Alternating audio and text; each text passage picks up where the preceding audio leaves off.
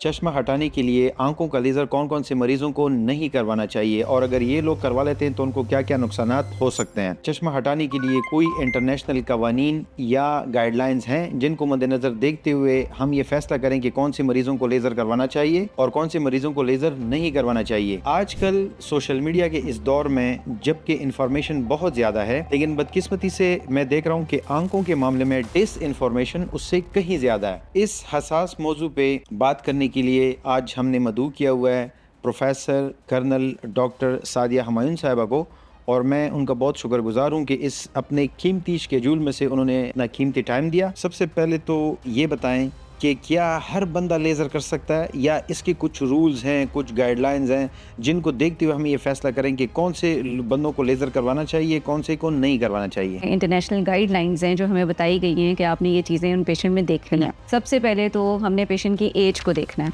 ठीक है। पेशेंट की एज जो है वो 18 ईयर्स एंड अबव होनी चाहिए और उसका जो नंबर है उसको स्टेबल होना चाहिए। स्टेबिलिटी का मतलब ये है कि पिछले 1 साल में उसकी एनक का नंबर 0.5 डायोप्टर से ज़्यादा चेंज नहीं होना चाहिए। अगर ये दोनों चीज़ें हैं तो फिर हमने देखना है कि पेशेंट का नंबर कितना है, -3 -4 तक जिनके नंबर हैं। तो अगर तो वो पेशेंट हैं और 18 ईयर्स की एज में आते हैं और नंबर स्टेबल है तो हम कर सकते हैं।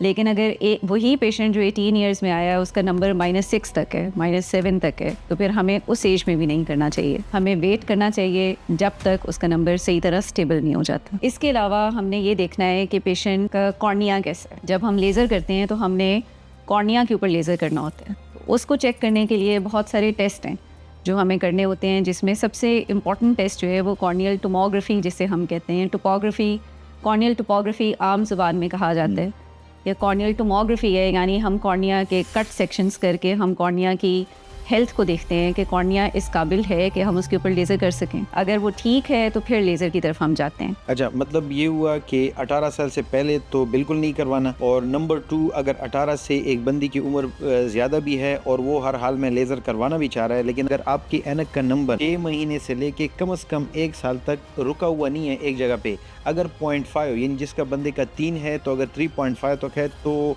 जस्टिफाइड, लेकिन इससे ज़्यादा डिफरेंस इशारिया 5 से ज़्यादा डिफरेंस नहीं होना चाहिए। मतलब आपकी उम्र अगर 24 भी है, 30 भी है तो आपको नहीं करवाना चाहिए जब तक आपकी ऐनक का नंबर 1 नहीं रहता, तक कम से कम 1 साल। फिर आपने ये बताया कि जो टेस्ट हम इसके लिए करते हैं जिसको पेंटाकैम कॉर्नियल टोपोग्राफी कहते हैं, वो टेस्ट करवा लें। तो इसमें सीधे चीज़ें आप क्या करते हैं जिसमें आम बंदे को समझ आ सके। देखिए, अगर एक लेमैन ज़ुबान में हम बात करें, हम देखें कि अगर कोई पेशेंट है जो खुद देखना चाहे मेरा हो सकता है कि नहीं हो सकता, सबसे पहले आप ये जो कॉर्नियल थिकनेस है आप इसको देख लें।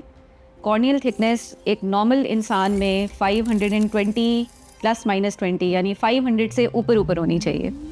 अगर किसी की कॉर्नियल थिकनेस ही 500 से नीचे है तो हमने उसमें करने से पहले 100 दफ़ा सोचना है कि हम उसका करें कि ना करें। जब कॉर्निया की थिकनेस कम होती है, कॉर्निया की जो अपनी स्ट्रेंथ होती है वो भी कम होती है। PTA एक हम चीज़ होती है जिसको हम कहते हैं percentage of tissue altered, PTA calculation होती है। इसका क्या मतलब है कि जो इंटरनेशनल गाइडलाइंस हैं वो कहती हैं कि अगर कॉर्निया को हम एक 100% लेते हैं तो हम कॉर्निया के 40% से ज़्यादा एरिया को हम ट्रीट नहीं कर सकते।